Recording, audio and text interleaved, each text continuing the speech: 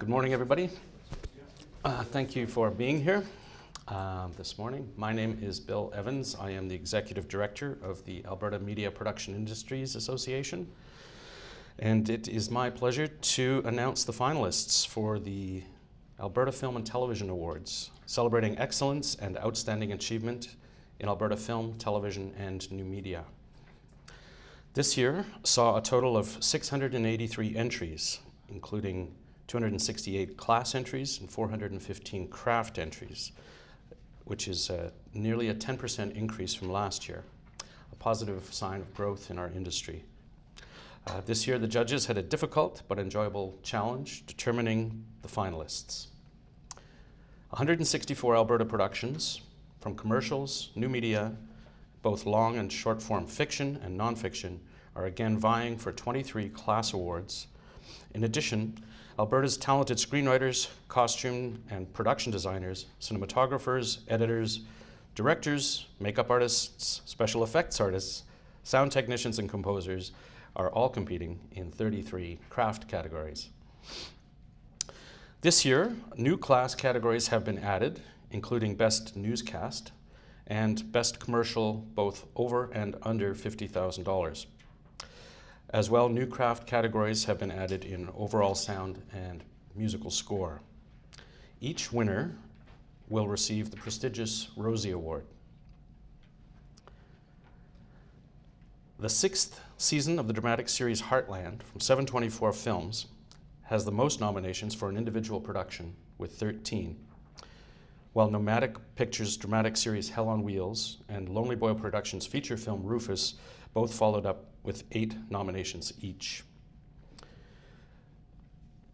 Joe Media has the most number of finalists, 23, followed by 724 Films with 18, and Nomadic Pictures with 14.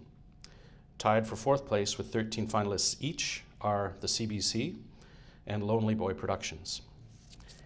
In Edmonton, Mosaic and Aquila both are tied with 11 nominations, followed by the National Film Board with 10. This year, AMPIA is celebrating its 40th anniversary. Not many people know this, but AMPIA was actually the very first industry association devoted to media production in Canada. We were incorporated in 1973, and we're very excited to be celebrating our 40th anniversary this year. We have a number of special events that we are going to be celebrating throughout the year, and we have started it all off by reformatting our awards presentation, which this year will be held Saturday, May 25th at the Winspear Centre here in Edmonton. One of the things that we're changing this year is that rather than doing a sit-down dinner, as we have done for the past number of years, we will be moving to a theater-style show, which will be much more dynamic, fast-paced, and hopefully a little bit shorter than in years past.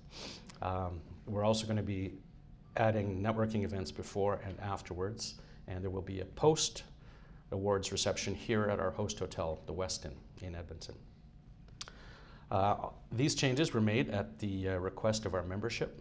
We did an outreach to the members, and their comments were that they wanted more networking at the event. They also wanted a bit of a faster evening, and so we were accommodating those by making some changes to the way the awards are presented this year. During the evening, AMPIA will also be presenting 2 special additional awards. The Friend of the Industry Award will be given jointly to FAVA, the Film and Video Arts Society of Alberta, and CSIF, the Calgary Society of Independent Filmmakers. These 2 organizations have supported our industry and fostered the careers of many Alberta media artists and professionals over the past 30 years.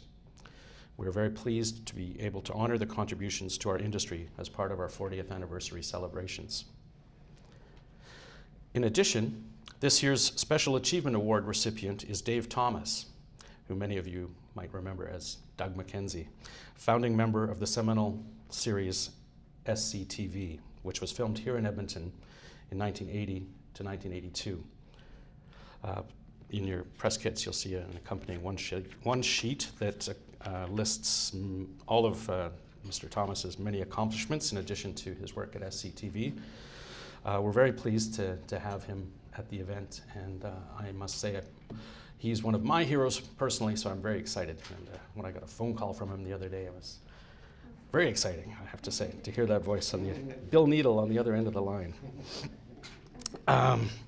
This year's awards will be hosted by Edmonton stand-up comedian and 6:30 CHED radio personality Andrew Grose. And Andrew is also the artistic director of the ATB Comedy Festival. So we're very pleased to be working with Andrew this year for the first time. And just a couple of things to say about the Film and Television Awards. In order to qualify for an Alberta Film and Television Award, a production must be at least co-produced by an Alberta production company. And for any craftsperson to be eligible, he or she must have been a resident of Alberta for the 2012 calendar year. The complete list of nominees is in your information package, and will also be posted on our website today, along with ticket information. Tickets will go on sale immediately following this news conference, and I'd be happy to take your questions. Just before I do, I would also just like to recognize a couple people in the room. Mark Wood, who's AMPIA's Events Committee Chairperson. Mark. Chairman. And Pauline Lancaster, there she is, who is our awards producer this year, returning again. So Mark and Pauline have been working very hard behind the scenes to make this all happen, and thanks also to our AMPIA staff, Carol Chung and Colette Switzer back in our office, for helping us with our jurying process, which was very difficult, and our juries had a lot of difficult choices this year because there's so many great productions. So without further ado, any questions?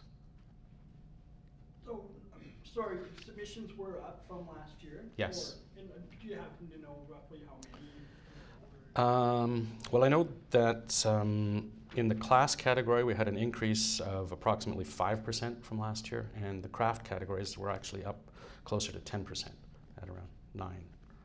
And how long is the process? Well, we actually, the deadline for submissions is in late January, so from then until pretty much last week we were crunching the numbers and doing the final jurying process. We have, I should point out that none of the jurors for the awards are Alberta based. They're all people from across the country. And so it can be a bit of a logistical challenge getting all of the juries together. I think we have, how many juries altogether? 26? Wow, I didn't know it's that many. But we have different categories, obviously, different juries for different class categories, craft categories, and etc.